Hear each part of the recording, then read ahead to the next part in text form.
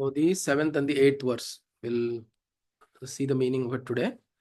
Sarvange ghanasara kunkuma ghana shri gandha pankankitam kasturi tilakancha phala phalake gorochana patrakam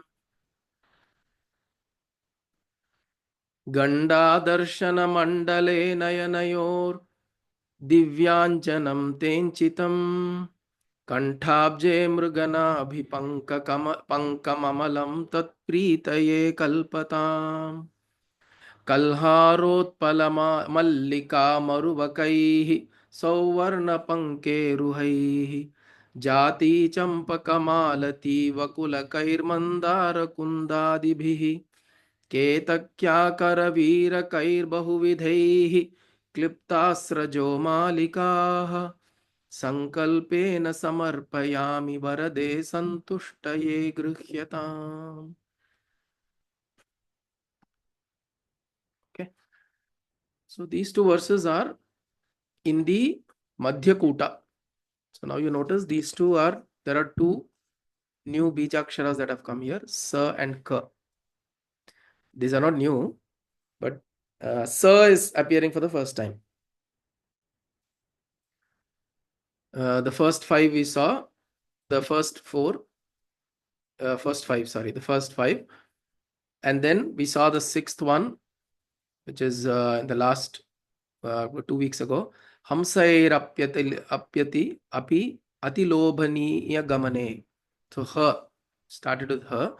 This one starts with sarvange ghanasara kunkuma ghanashri gandha kapankankitam. And the next one is starts with ka, ha, sa, ka. So these are the three bijaksharas in the Madhyakuta. There are three more which will appear after this. So Madhyakuta has about 3 plus 3, 6. 6 bija aksharas in the Madhyakuta, or the middle portion of Devi's form. So as we said, there are different kinds of forms that Devi has. One is like the Meru, one is like the Devi that you see, the human form. Then one is the energy form, one is the sound form. Bija aksharas are sound forms. That is a form that she has. When we say the Panchadasakshari mantra or the Lalita Trishati or this particular mantra, it is the sound form of Devi herself.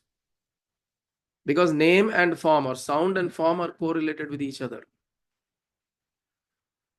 So the form that we are, remember, whenever you're chanting Devi's name or any deity's name, remember you're invoking the form also. The akshara or the mantra and the form are not different. Right? So like for us, when I say Chandra Mama, immediately wherever this thing is, attention will come. Because there is this so intense association between the word Chandra and the name and the person form. So it is like that. Right? Somebody is mentioning Chandra as the moon also, immediately Chandra Mama, oh, enna pati enna solra appadinnu kepar. Because that association is so strong, right? That is how it is, because from childhood we have been now used to listening to that name and associating a form. Right? So a lot of times, which is why it is important to keep good names also, the right kind of names. Right? If you keep names like Dudu, Pinky, Lulu and all that, so I don't know what forms will come to our minds. They say Chandra, at least the moon comes into the mind. And then if you think of moon, you can think of Devi, you can think of so many other associated things. So the words have to make a lot of meaning. It is important that words we utter, we give them, the words that are there, they don't have life on its own. The energy that is given to the words is from us. Our prana gives prana to the word. So that is why very important to be watchful as to what and how we pronounce and speak and say, as much as possible, consciously wherever possible. Right? So here what we're doing now is the form is Devi is now coming into the abharana form. So we are doing abharana, or we are doing decoration to Devi. So this particular verse, the 7th verse, the decoration is what? With all the sarva ange ghanasara kunkuma ghanashri. I'm taking ghanasara or chandana, kunkumam. I'm taking all of this. And pankankitam, I am completely filling and adorning her body with all of this. Chandanam, kunkumam, manjal, all of that. I'm decorating her body with that. Kasturi tilakancha phala phalake. In the phala or on the forehead, I am applying kasturi tilaka to her. Saffron tilaka that is made from the kasturi manjal. Alaka gorochana patrakam. In her cheeks, I'm applying a beautiful scented substances. Gorochana patrakam. I'm applying it on her cheeks. Ganda darshana mandale. So this is the Ganda darshana. I'm applying the Gorochana here. And Nayanayor Divyanjanam Tenchitam. I am applying Anjana or Mai, collyrium. Applying Kanmai to her eyes. Nayanayor Divyanjanam. Divyanjanam. Nayanayoho. There are two eyes, pair of eyes. Nayanayoho Divyanjanam Tenchitam. Kanthabje Mriganabhi Pankam Amalam. So here I am putting the Mriganabhi, again the Kasturi Tilakam itself. One is applying it here and also in the Kanthabje. In the lotus of the throat, I am applying the Mriganabhi, which is Kasturi Manjal. Tvat Pritaye Kalpatam. May this please you. I am assuming this is pleasing you, O mother. So now you're completely adorning her body, Sarvange, and then her face, decorating the whole person. She's sitting there and you're decorating her. Like we said, imagine this thing while we are doing the abharanam to any form of Devi. When you do abhishekam, whenever we go to a temple, all of us have had at least one experience where we have seen a full abhishekam of Devi or whichever form, whichever kovil you go, temple you go. If you've had an opportunity to see the whole Mangala Abhishekam, they will apply all of this. And then at the end of it also, when the whole this thing is happening, after the various kapa, so these are called kapa. They'll put manja kapa, they'll put different silver kapa, this kapa, that kapa, vibhuti kapa and all that. And then they'll cleanse it with milk, ghee, water, all of that. And then they will draw the curtains and do the abharana to Devi. When they do that, they'll draw the curtain so that she's not getting dressed up in public. It is actually interesting. There's one child who asked, when Devi is taking shower, she's keeping the curtain open, but when she's getting dressed up, why is she closing the door? It wouldn't. Shouldn't it be the other way? குளிக்கும் போது நான் மூடிட்டு குளிக்கணும். So in my understanding, the way it's to be seen is Abhisheka is the whole process of cleansing. So it is obviously not for Devi. It is not for the Devata or Devi or the idol that is there. While that Abhishekam is happening, we have to visualize that we are getting cleansed in that process.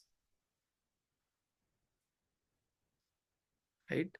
When water, manjatanni is poured, we should think this manjatanni poured on me. Purification.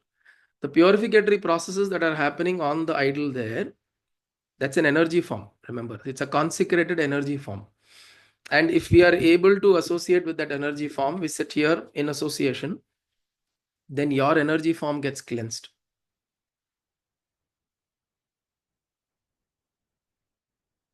It is actually very nice. You don't have to necessarily do the Panchabhuta Kriya and all that to cleanse. You can just sit there.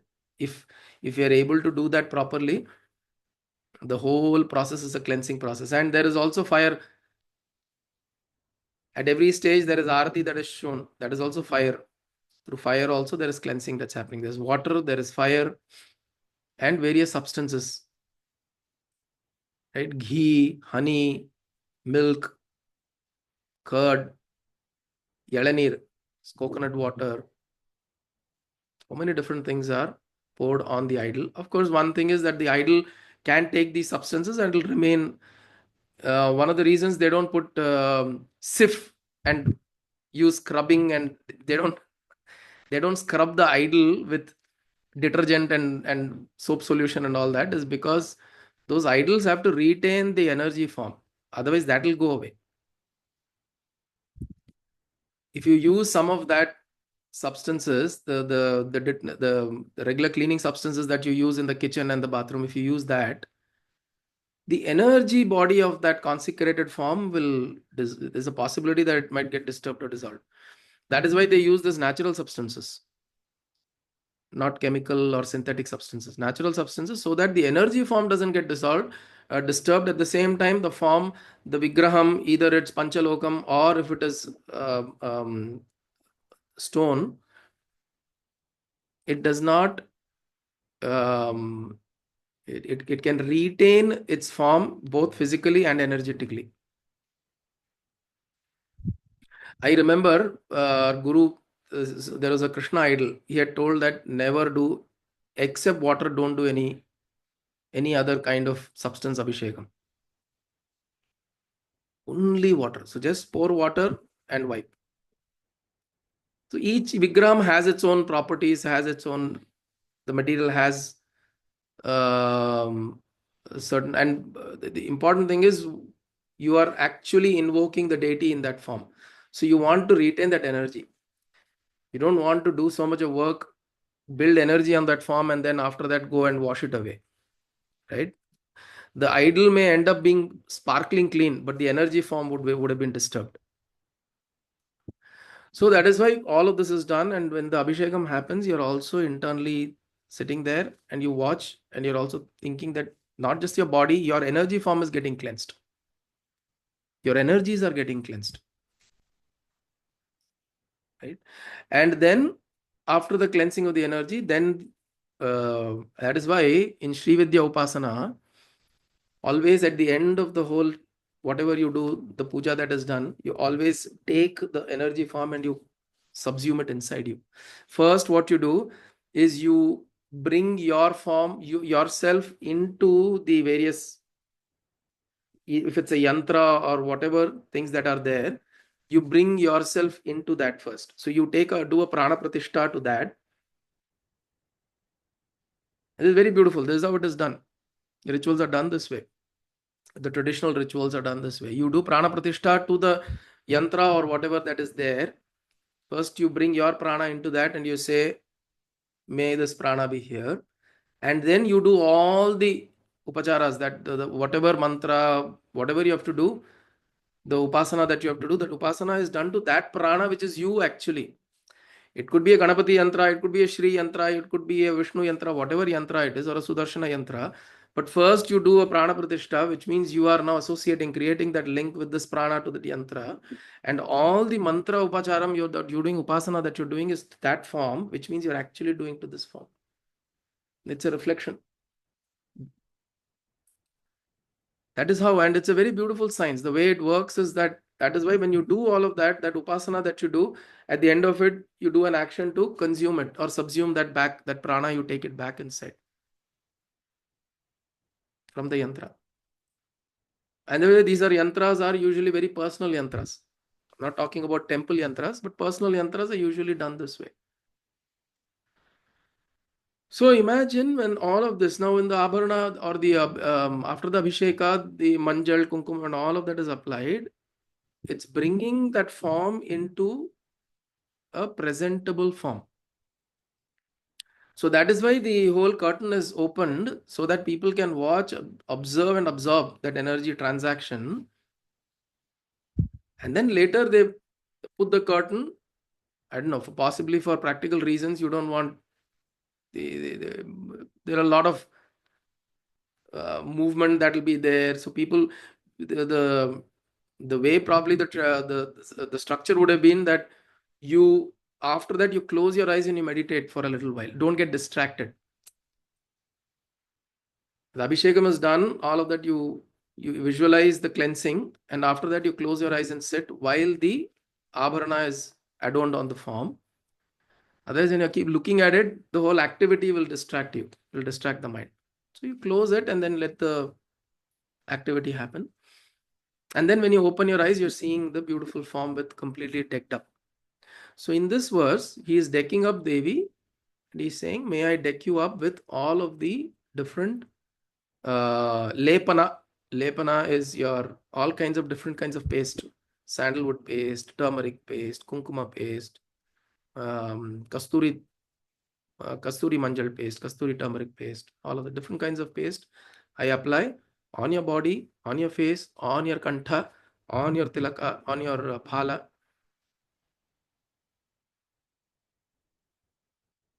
And these pastes are all fragrant. They're all fragrant pastes. So when I'm applying these pastes mentally, kalpatam, I'm doing kalpana. I'm imagining all of this. So when I'm imagining, I am imagining all of the sarvangehe, all the whole body, it is done. And then I am now, next what I'm doing, this is the 7th verse where he's saying, sarvange ghanasara kunkuma ghanashri gandha pankankitam kasturi tilakancha phala phalake gororchana patrakam ganda darshana mandale nayanayor divyanjanam tenchitam kantabje mriganabi pankamamalam tvatpriteye kalpatam.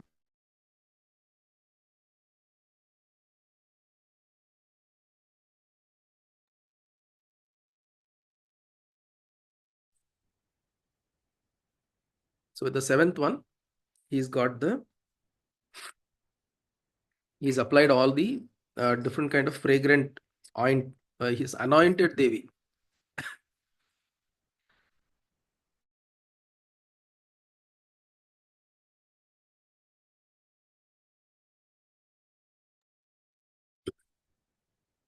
So he's anointed Devi with beautiful kinds of pastes.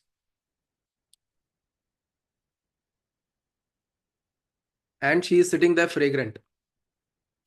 And now he moves on to add even more fragrance to her. Kalharotpala Mallika Maruvakaihi Savarna Pankeruhaihi Jati Champaka Malati Vakulaihi Mandara Kundadibihi. Different kinds of flowers. Etakya Karavira Kaihi Karavira Kaihi Bahuvidhaihi Klipta Srajo Malikaha. Different kinds of flowers I'm applying on you or putting it on you. Sankalpena samarpayami varade santushtaye grihyatam. Sankalpena samarpayami. Out of my sankalpa, I am offering all of this to you, O Mother. May you receive this and may you be santushtaye kalpatam. I'm also hoping and wishing that you are happy with this. So the whole, now she is anointed with all kinds of fragrant substances, and then now furthermore you're putting even more fragrant flowers on her. So which means anywhere around that area you go, you will feel, you will experience a lot of fragrance. And fragrance is very important because for us,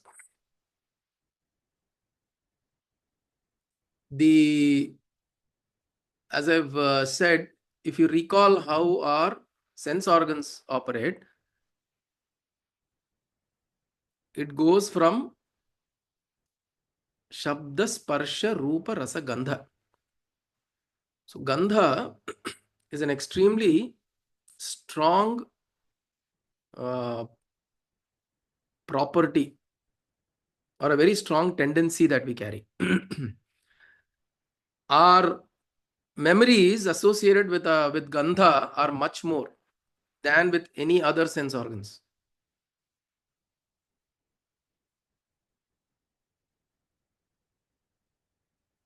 if you've smelt or had, say for example, puliyodare in Perumal Kovil, and that smell, beautiful smell of puliyodara, whenever you smell puliyodara elsewhere, that Perumal Kovil thought will come, because it's an animal tendency, it's an animal property. Dogs use smell. Many animals that use smell as a as an as a um, um, they use it as a tool to for survival, right? Dogs do this, they create territories and they smell, and then they know that somebody who's not belonging here is coming, etc. So smell, it's a very, very primal tendency that we carry, and that is why it is important to introduce ourselves to the right kind of smells. So that, like how we want to introduce our ears to the right kind of music so that the mind is elevated, the right kind of taste so that the mind is elevated, the right kind of sight so that the mind is elevated, right kind of smell so that the mind is elevated. All of these sense organs, it is important that you introduce it to the right kind of sense objects so that the mind is elevated, the mind gets elevated, the mind is able to elevate itself and stay there. Why are we not able to experience the same joy that, for example, Pusalar? There is a Siddhar called Pusalar. Pusalar was a Siddhar who was building the Shiva temple in his own heart. The king had Shiva had come and told in the dream to a king that build a great temple, and he had told it to Pusalar also in a dream. Pusalar didn't have money; he built the temple in his own heart. The king started building a big temple. On the day of the inauguration of the temple, Shiva did not turn up there. Shiva went to Pusalar because he built the temple faster and with far more intensity and by himself. There, the king got hundreds of people to build it. So, for us to be, why aren't we able to hold that? Why are we not able to hold like that? Be still, like in how Bhagavad Gita yesterday we saw Bhagavan saying, keep your mind, Mayeva, in me alone, keep your mind. Why are we not able to keep like that all the time? Is because we have not trained. The mind will not stay in these places if it is not trained. So how we train? We train by associating it to the right sense objects that allows it to go there and stay there. Let the mind to go into a calm place and remain in a calm place. We have to train it. So I smell gentle frankincense or udubati or some beautiful fragrance or some jasmine. Why are some of these flowers specifically indicated? Because these are flowers that will release fragrance that does not agitate you. That is important. Any sense organ that gets agitated, if you come here, excuse me, I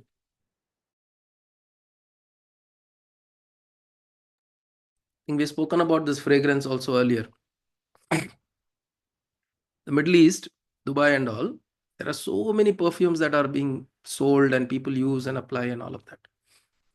But not all of those perfumes calm your mind.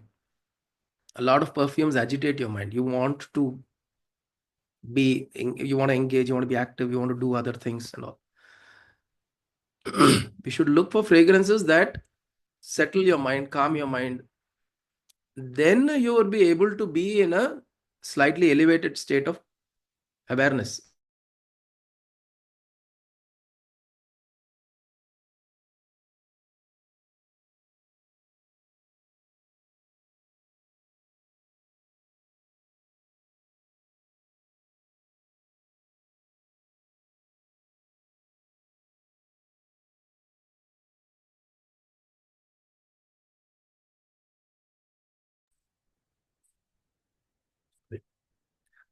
So all of our sense organs, it is our business. What if I go to the disco? What if I listen to this music? What if I listen to what if I spray this perfume? What is wrong if I listen to different kinds of music? You can. There's nothing wrong. It depends on what is it you want. Where is it that you want to land yourself? We do all of this, and at some point we say, all I want is peace. எனக்கு நிம்மதி தான் வேணும் அப்படின்னு சொன்னா, we have not done the right things to be in that place. We've put the mind continuously in all kinds of turmoil, and then suddenly you tell, I am looking for peace. Oh, so much of this thing, so much of that thing. The world is demanding so much. It will not be able to find peace because it is not trained. So we have to be careful, watchful, and also to our kids. And remember, you have to separate religion and you have to listen to elders, you have to listen to all that. You keep that on one side. Yourself understand that it's useful and meaningful for kids to be exposed to such things, right? Because it's easy to latch on to things of the body.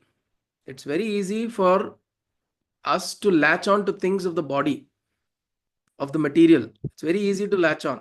My body likes this, so I latch on to that. My body likes this, I latch on to that. And we say that because I like it, I like to be like this, I like to do like that. It's very easy to latch on to those things which our body wants at different points in time. But then kids obviously would not know what is the right thing that they'll get exposed to, and which is where parents come in, and they have to expose the kids to the right things so that the mind gets trained slowly. Even if the child doesn't like at that age, 30 years later the child will remember, my mother, when you go into, if the child smells a whiff of vibhuti somewhere, the child will remember the garbhagraha of, say, Kapalishwara temple, giving an example, right? If we've trained the child this thing regularly, we're going to a temple, neighborhood temple, where there's a lot of vibhuti, and you seeing worshipping happening, prayers happening, chant and all of that, regularly go. Many years later also, if there is if vibhuti smell will take the child's mind to that memory of having spent time in the temple. And naturally you will see the mind will slowly elevate, because in that space in the temple, the child would have experienced some kind of peace and calm. Of course, at that age, it might not know. And as we grow older, it is important that we also know that we don't abuse our mind and body. We can get exposed to all of this. It's not wrong. It's just that we should make sure that we don't abuse our mind and body, because there is no reversal. It's very difficult to reverse. Already, like Swami Vivekananda says, we are all hypnotized. The whole process of spiritual sadhana is to de-hypnotize ourselves. So why add even more complexity that we have to undo at some point in time in life? We can do all kinds of things. Nothing, no stopping, but we should be ready for the consequences. When the consequences come, at that time we start revolting. Why this consequence? Why like this? Why like that? Why is my mind not able to sit in one place? Why am I not able to read a book? When I'm reading, I'm sleeping off. When I'm looking at the book, my eyes are going around the words. I'm not able to see. I'm not able to listen to an upanyasam. I'm not able to sit and do dhyanam.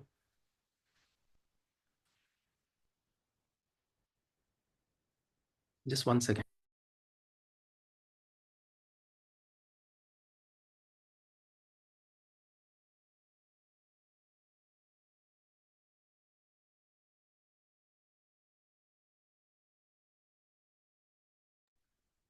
Sorry.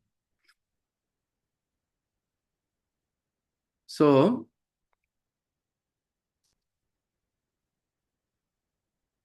in these two verses,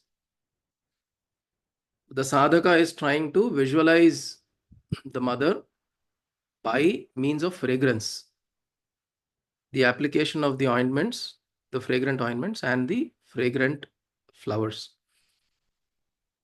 And as we said, it is also important for us to recognize not just the fragrance, also all other sense organs also we must regulate the input. It is like, imagine the stomach, imagine the eyes are the stomach for visual objects. Ears are the stomach for the sound. Like how mouth is the stomach is for food, like that each of these are different stomachs. They process, and it can cause indigestion. Indigestion happens in the mind. If you keep feeding things that agitate your mind through these sense organs, the mind will remain agitated, right? So we have to train our mind, not just as among around within the people that are relatives, our kids, our parents, whatever. We should try and do this. I still remember when we were young, we used to do every day after dinner. We'll establish time. We'll all sit together and eat dinner at home. That is a very good habit we had. And after dinner, we will sit down and will meditate for 15 minutes. As a practice, as a family, we would do this. We did this for several years. I remember this. So we have to try to bring some of this, inculcate this. Even if the child is not willing to do it, just pull the child and say, it's okay. Don't do anything. At this time, don't do anything. I'm not asking you to close your eyes, visualize this, that, other, nothing. If you're not able to, sit quietly. Just sit. Others are doing, sit quietly 15 minutes. As a family, try doing this. It's very beautiful. And these will remain in the child's mind for many years. It will remain, and children will remember these things. And also take them to these places where you want them to experience the silencing of the mind. As we grow older, we are also looking for such places. Let's take the child also there. The child may want to jump around and all that, but in the memory, it will remain much later. You have introduced it. Much later, it will come back to the child. When the child is 25, 30, it will say, oh, when I was young, I went to this ashram, I went to this beautiful place, I went to this beautiful place, I want to go again. You're creating a samskara. That is all you can do. You cannot figure out, you will not know where the child is going to head to eventually. That you don't know. But at least we are instilling some samskaras by taking them to some places which much later it will bring back the child, and it will bring back the child those memories, and it will know probably these places, these things will bring me calm, and it will drive me in the direction of understanding myself, peace, moksha, liberation, whatever, wherever that goes. But these are ways, introducing ourselves to the right kind of inputs. So with these two verses, Bhagavan Adi Shankara is getting us to meditate on those aspects of Devi. Okay. So we'll close here today. Om Kayena Vacha Manasendriyerva Buddhyatmana Va Prakrite Svabhavat Karomi Yatyat Sakalam Parasmai Narayanayeti Samarpayami Sadashivayeti Samarpayami Jagadambiketi Samarpayami Satgurunathayeti Samarpayami Hari Om Tat Satgurubhyo Namaha.